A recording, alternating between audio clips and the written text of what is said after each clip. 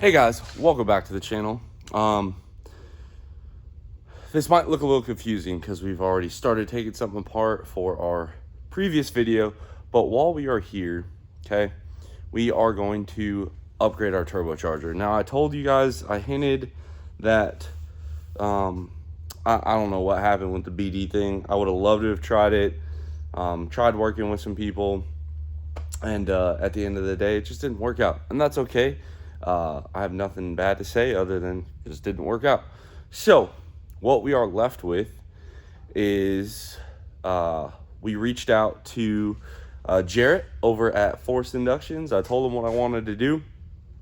Now, I know we had tickled around with the word compounds, and that still definitely is on the table. However, given what I need this truck to do now and the time constraints we have and everything else, for right now, we're going to do a single turbo. So what we have going on today is going to be a second gen swap.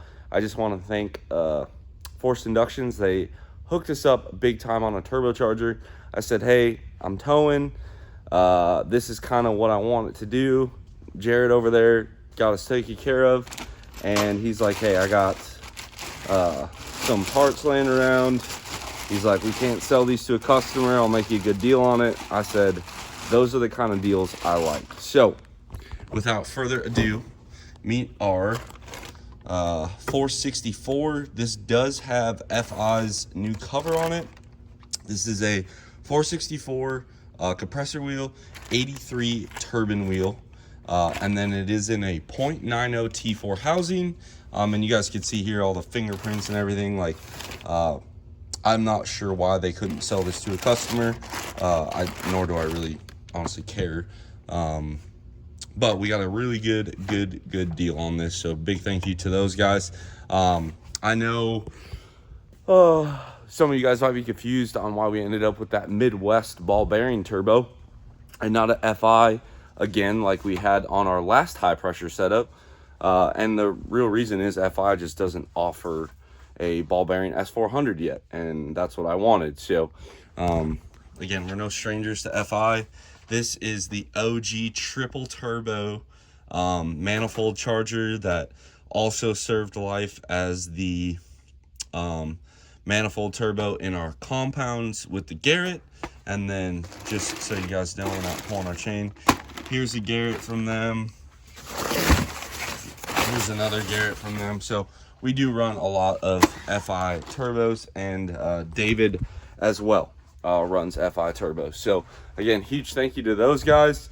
What I love about FI's turbos personally is you just dash forward, dash 10 that sucker, and you know, as long as you pre-lube them. I've only had one issue ever, and I honestly, you know, it happened at UCC. It was a 485. It just let go. It happens, but at the end of the day, they got that one fixed for us too. So enough with the gesture from them. I appreciate it, but I don't want this to turn into a super duper long intro. What we are going to do is rip our manifold off, turbo off, downpipe off. We'll get our EGT probe out. I just want to do it now while the intercooler's out, all this crap's out of the way. It makes getting to this a lot easier. So we'll get all of that removed. For our second gen swap kit, we have my old downpipe from my quad cab when I drove out here. So we got that here. I have, there's an intercooler pipe somewhere, not sure where it's at, but oh, right here. I have this intercooler pipe. I'm not sure if this was the one I used or if I used a different one, but I have a few options. We have my elbow from my old second gen swap, our intercooler boots. So realistically, this second gen swap kit is kind of already built, so that takes the fun away, so to speak. But we are going to go ahead and get our turbo upgrade on here. The reason why is that is a stock HE351. They are a very good turbocharger.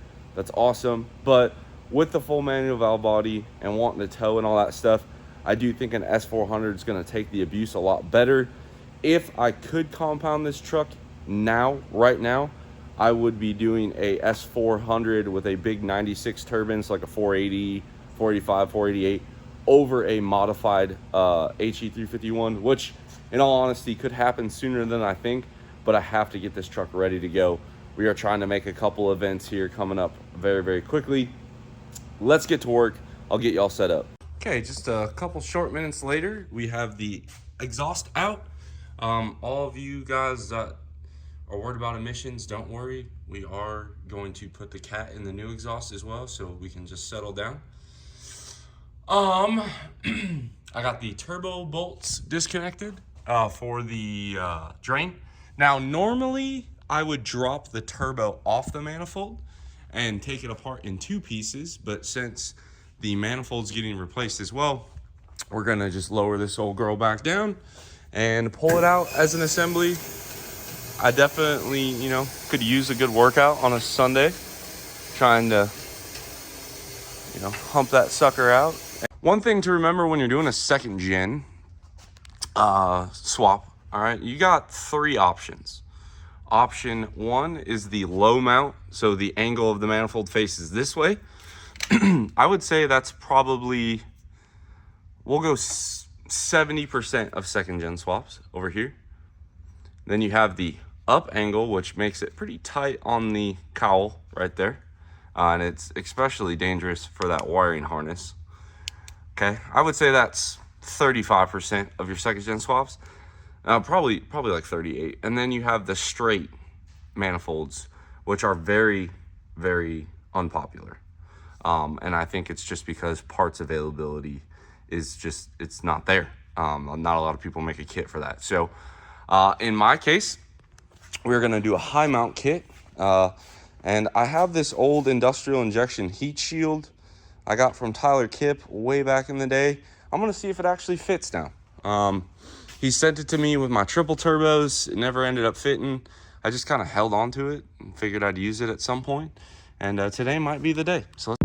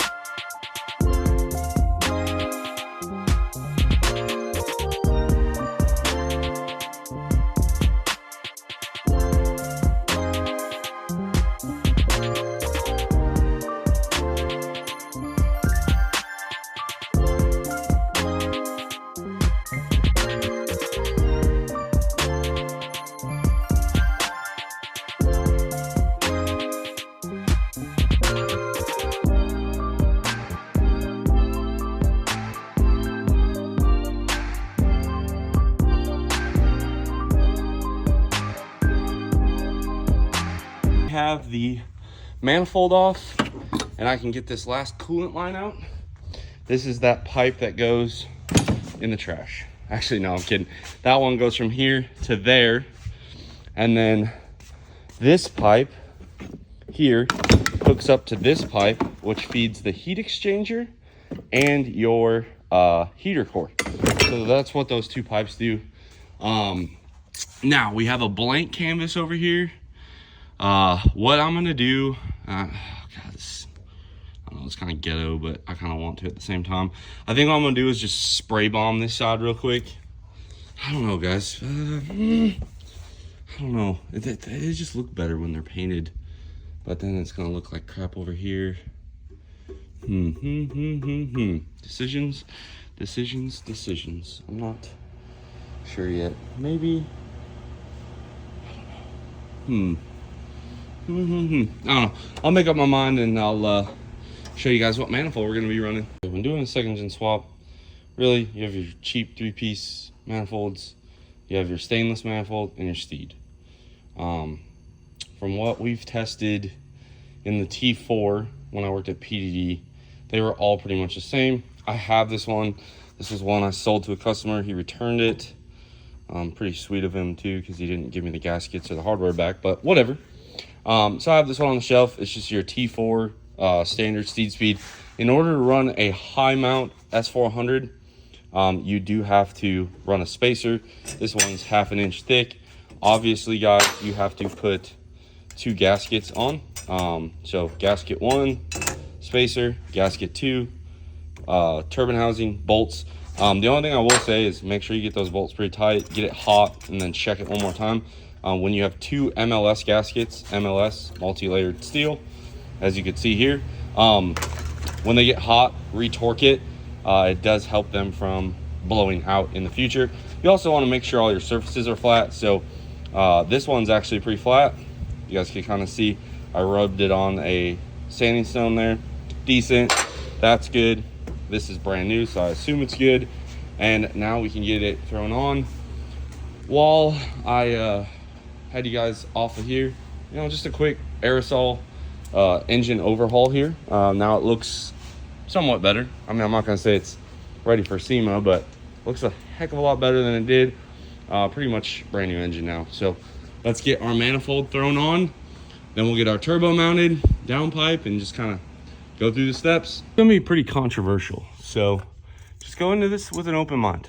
All right, we gotta get this drain out. All right, the key to getting the drain out, this thing in focus, is getting it to spin like that. And then you pull it out. You try to pull it straight out. The O-rings tend to swell. And if it ends up breaking off, please do not panic. Just beat that sucker into the block. It'll be okay. And guys, I say this with confidence. You see this pickup screen? If you just break it off, pound it into the block, that chunk's about this long. Nothing's getting in here.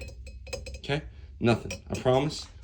I've probably done that 5 or 6 trucks on my own. If it's a customer's truck, I tell them like, hey, it can happen. What do you want me to do? Most of the time I explain my logic. They just say, that's fine. It'll be there the next time somebody refreshes the engine. It's not gonna hurt you. Don't panic if you can't get it out. It'll be okay. So with this truck coming from Arizona, pulled right out. But the rusty trucks, just beat them into the block, guys. It's not a big deal, I promise. I would not try to lead you guys astray. So now we're gonna take our power-driven diesel drain, okay? Now, just to set the record straight here, I might get some hate for this one, and to be honest with you, I really don't care. I'm so tired of this debate. All right, everyone will tell you that they have proprietary bearing technology and stuff. I'll be honest, guys, I've been into a lot of journal bearing turbos, and for the most part, everyone's doing the same thing. Some people are even going backwards. But if you look, okay, this is a cheap eBay 10AN aluminum. This is the more expensive PDD 10AN. Both of these are a 10AN spec. See the problem? Just for reference, this is a I don't know, it rubbed off, but you get the gist here with the drill bit illustration. Okay? So I think what happens, in my opinion, is a lot of people buy cheap 10AN. You can see how much it's choked down there. Like, that's a lot, you know? Versus this, let's see if we can get you guys a nice visual here. See how much he lost? It's a substantial amount, you know, in the circumference of things. Like, that's a lot. But I will say this. I have had turbos have bearing problems. When I started feeding them with 6s, I had issues. I went back to 4s. I had no issues. And guys, if the turbo builder of your choice says they won't warranty it without XYZ, and you want to do that, that's fine. I'm just, to me, a properly bought -10AN and a properly purchased -4AN is going to work. And just to put it in perspective, my 07 quad cab had a forced inductions 480 and a GT55 on the manifold. That GT55 is a ball bearing turbo, so it's already restricted, but that is a $5,000 turbo, and that's it. That's all I had on there, 4 and 10. I also noticed that sometimes in compounds, guys don't get enough angle down on the drain, especially on that second turbo. That can cause a backup, but if your truck has a lot of crankcase pressure, yeah, you'll fight drain back. Putting a dash 12 on may help. It very well may. But I will say this, on the 12s, you're still choked going through the block until you ream that out. Most of you guys aren't reaming it out anyway. And this is a 10, and this is an extremely tight 10, okay? You guys can see there's still a little meat on the bone. We could have gone a little bit bigger, but if you go up to a 12 size, we machined one of these to basically accept a 12. It barely has enough steel to be able to go into the block without deforming. So again, the block, big problem there. And if you are a turbo builder that's watching this, I'm not coming at you. I'm not naming names. I don't really care. You do you, make your money. It's fine. I just personally, to me, a 4 and a 10 has worked for me for well over a decade now. The only turbo that I own that needs a 6 speed is my 124 millimeter Jeb. That's it. And guess what? That one still has a 10 drain. So I'm just trying to put it in perspective as somebody that has nothing to gain, nothing to lose. I don't sell any of this stuff. But for me, a 4 and a 10 work great. And again, the best quality 10 stuff I've found, Vibrant. The fleece ones aren't bad either. The 4 stuff, again, Vibrant. There's some other companies out there, I'm sure, but those are the ones that have always worked well for me, so I always go back to those. Now, let's get this installed. Pretty sweet with the PDD. You thread the included cap, a little bit of, I use retaining compound, green Loctite here, and then you literally use the cap to hammer it in. And it's pretty nice.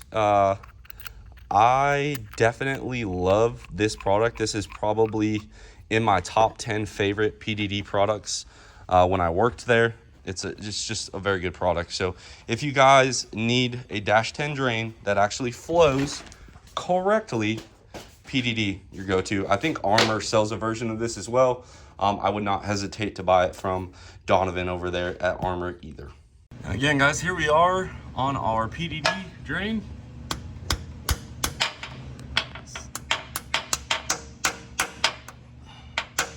By the time I go to tighten that down, the Loctite will set up, but they did include a backing wrench if you so desire. I'll leave the cap on for right now. One thing I did forget to mention, when you pull your old drain out, the O-rings recessed a little bit wherever it went. So when you pull it out, before you do that, spray a bunch of brake clean, blow it out. That way when you pull it out, no dirt falls in your oil pan. So, cheap Chinese dash 4 that you can see we machined. And now we're gonna go ahead and put it on our turbo. That's how you make them. The steel ones actually flow better, but if you run a drill bit through them, they actually open up quite a bit, and that'll be it. We have our Vibrant Dash 4 in right here. As you guys can see, very small, it'll be fine. And this turbo, now I remember what Jose or Jarrett said, it's a used center cartridge with a new compressor wheel, a used turbine, and a new turbine housing. So either way, doesn't matter. It looks in great shape. We'll get it put on.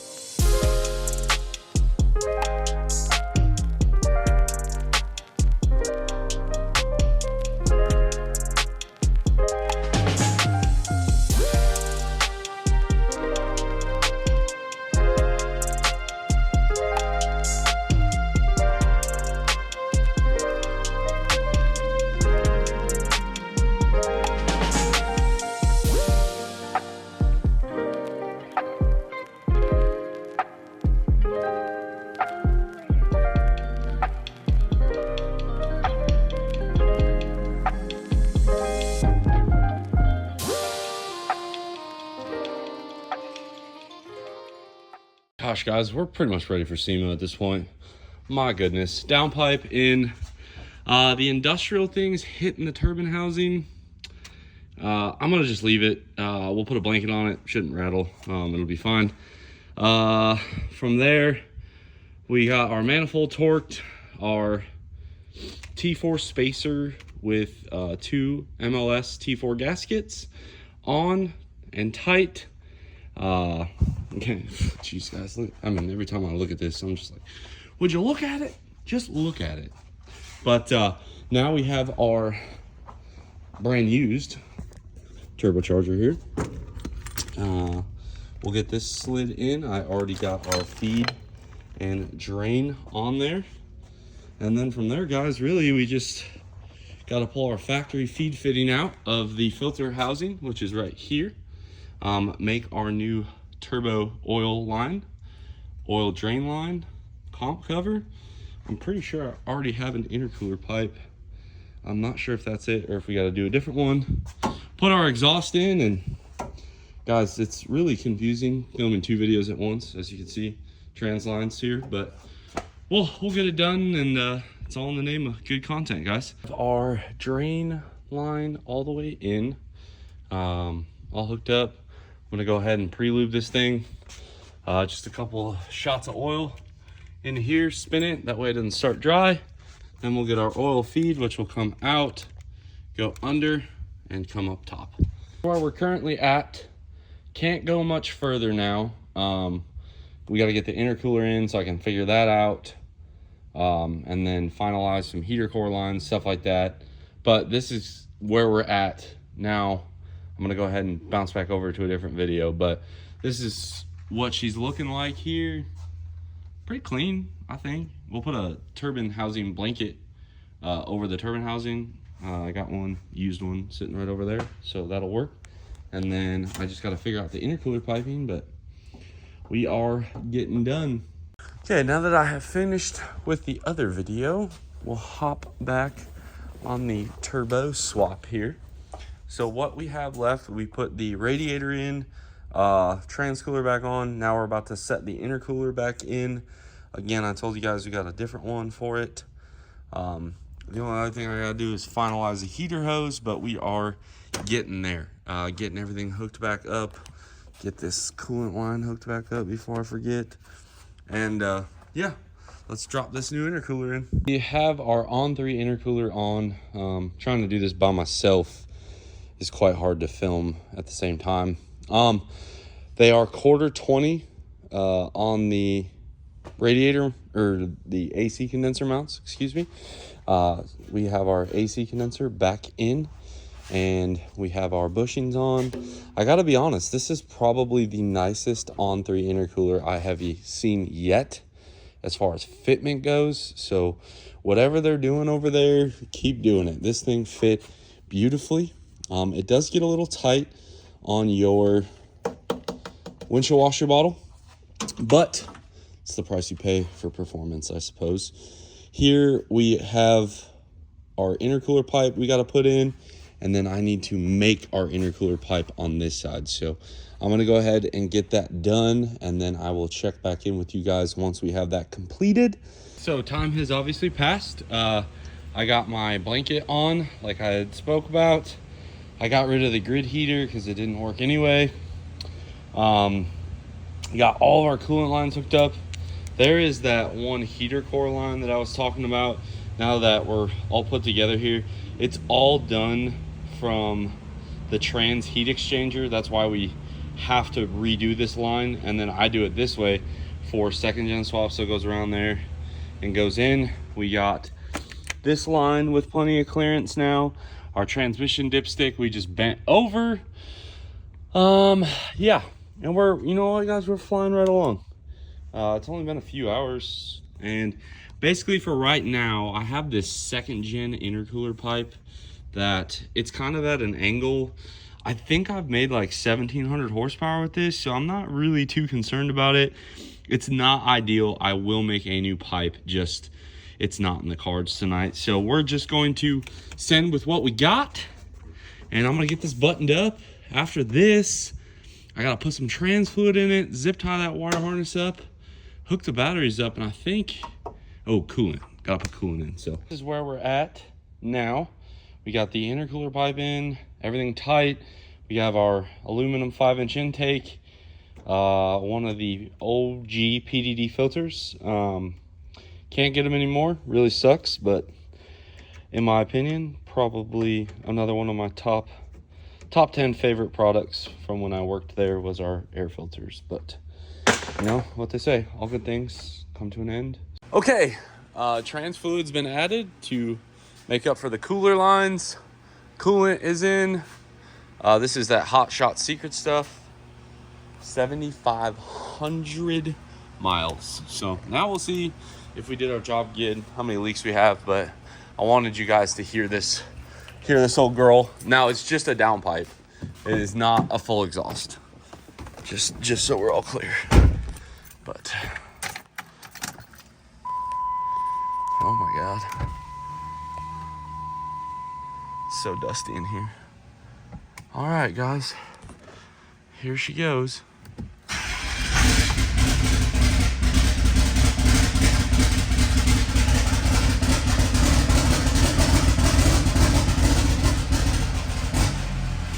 Oops, had it in the wrong tune. A little smoky in here, guys. Oh, I forgot about the power steering. Let's top that off. I forgot that I changed the power steering. Well, guys, if you look really close, you can see we left our factory cat in there. See it right there? Yep. Should make it nice and quiet. Then we had to get a little creative on this downpipe. It was a little different, so I cut a little bit of the downpipe that came in the kit, made it fit, good clearance, and anyway, I forgot to put power steering fluid in, so we worked on the exhaust while I was waiting for the fluid to stop foaming rather. Ooh, kind of bright for you guys, I bet. So hopefully now I can finish putting the power steering fluid in. I'm gonna lower this truck down on jack stands, like so, and then bleed the steering box.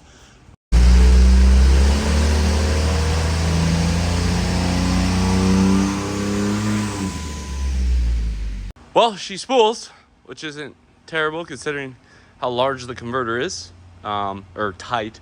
It's a 1900 stall, still came up. As you can tell by the shop, I do need to retune it. It's still set up for a stock turbocharger, so you know, cut me a little slack there. But from here, I'm gonna go ahead and clean up, and then tomorrow in the daylight, we will end this video off with a certified test drive. You know, make sure she runs as good as she sounds, and no boost leaks so far. I haven't melted anything. Nothing's leaking on the ground. Really strange, but you know what? We're gonna let it be for right now. So, just for reference, guys, this is with the cap on, no muffler. We got one of those really nice top-low cats, and pretty quiet. I mean, it's really, really quiet. I like it. You know, being a tow rig, you don't necessarily want super loud because you're going to be putting a lot of miles on it. Compounds also helps with that, but you know, again, with that 464 8390 T4, we spooled it on 45% overs. So pretty small injector, 12 mil pump, and a 1900 RPM stall torque converter. So very, very tight converter. Small fuel system. Granted, a 464 is still a very small turbo, but you know, it is still an S400, and they do take quite a bit of energy to get them moving. So I'm excited. I am personally gonna go drive this right now because it's, you know, worked all weekend on it, but I will take you guys on the first drive tomorrow night. Doing the steering box, I actually ended up destroying my clock spring. Pretty cool mod, definitely would recommend it. But I changed the VP tune a little bit, if you can't hear it. A little more rattly. Lowered the line pressure, or rail pressure, excuse me. Let me put my seatbelt on here. Hold on. Quiet that down a little bit. It is raining, so it's gonna be hard to get you guys the sound clips, but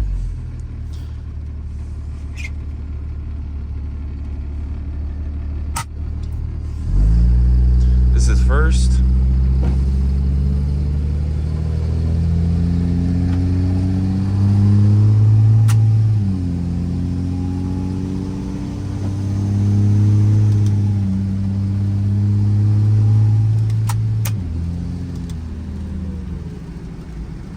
So, sounds pretty good. Definitely tell it's got a Ballot wheel in her. Jesus. It's hard to beat a second gen swapped Cummins. Like, I'll give you that. Although being a 5.9, we might have set ourselves up for failure.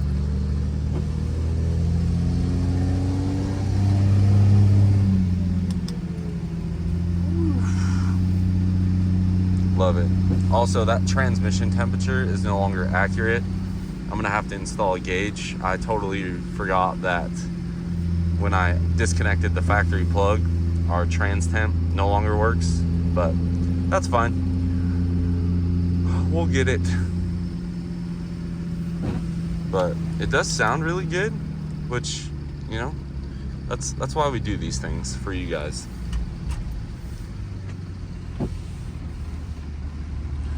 I make my life miserable.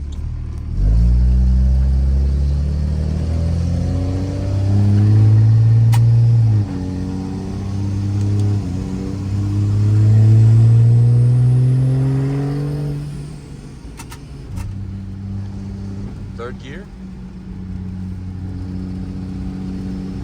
And this thing starts spooling right around 1600-ish RPM.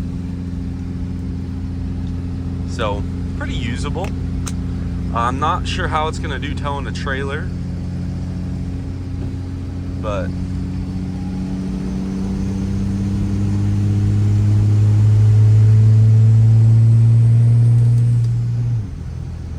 now we are in overdrive.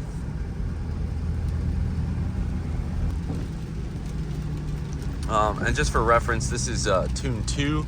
I'm gonna click it up a notch to tune 3. Should give us a little bit more pizzazz. Downshift a second.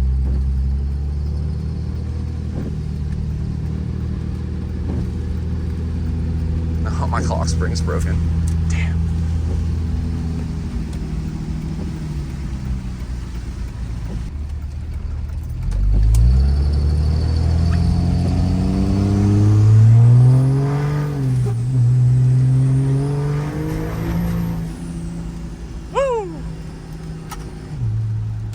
God dang. I haven't had a small S400 second gen swap in forever. These are fun. Now I know why people do these. On 6.7s, these 464, 467 7s are just straight rowdy. One of my favorite setups is like a smaller S400 on like even a stock fuel truck. We'll give these guys a second.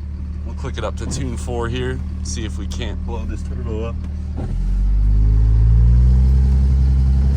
Get you guys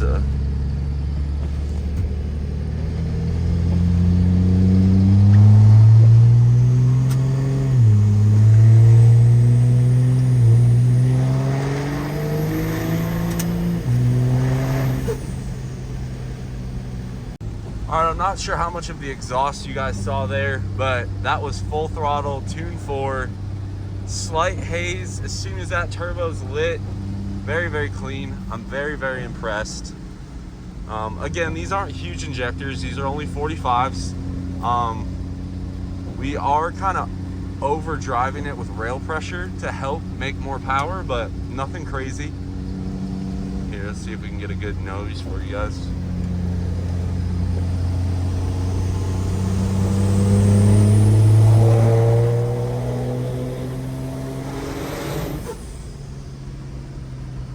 again, with a muffler, not bad in the cab. Once I close the windows, it's very manageable in here. So I'm loving it, guys. Let me know in the comments what you think. Again, this is a 464 83 turbine, and we do have the small 0.90 T4 housing, mostly because a 464 with an 83 turbine is really not going to want to make power up top. So rather than putting a big housing on it, I'd rather give up a little bit of top end for more drivability down low. Again, we're in third gear locked, 1800 RPM, and thing built to boost pretty quick. Definitely laggier than your stock turbos, so I don't want anybody thinking that this is going to replace a stock turbo and drive just as good or anything like that. It's not. I would say part of it is just understanding the setup and how to drive it. All my trucks get tuned very similar as far as pedal control, boost limited fueling, etc., which does play a big role in why my trucks always drive very nice and I seem to know what I'm doing. There's a little roll on in second.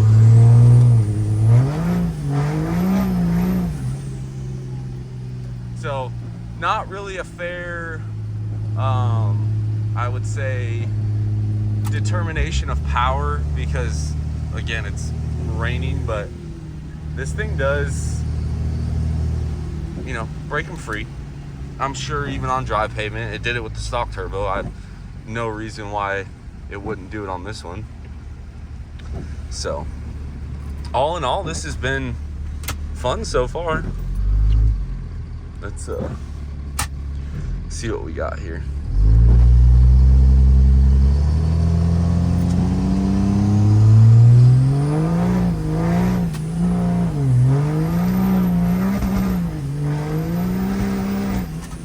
Woo! Pops and bangs, boys. God bless America. I forgot I turned that back on. Oh, I don't care who you are. If you don't like the pops and bangs, I don't even think I can be friends. That was a lot of fun. I haven't had that much fun in a while. Good times. Dang, what a great time that was. And nothing's broken or leaking yet. It's a good day. That's gonna be a wrap on the video.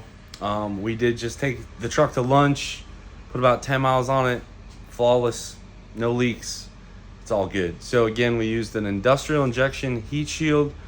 Huge thank you to Jarrett at Forced Inductions for getting us that brand used 464 billet, 83 turbine, 90 T4 housing, Steed Speed T4 manifold flipped up with that 1/2 inch spacer. We made our own AN lines for the oil drain and oil feed, again, -4 and -10. I said what I said, you know. Anyway, we have a 5-inch intake elbow and then one of the OG PDD air filters, all going through that on-3 intercooler. And I did change all of my boots over to the PDD 5-ply with the HD clamps, so we shouldn't have to worry about blowing boots anymore. Between the trans-cooler relocation and all the work we did over the weekend, the truck runs really, really good. I'm excited to hook it to a trailer and see how it does. Hopefully you guys like this video. Drop a comment down below. Subscribe if you are not already. And as always, guys, I will catch y'all on the next one.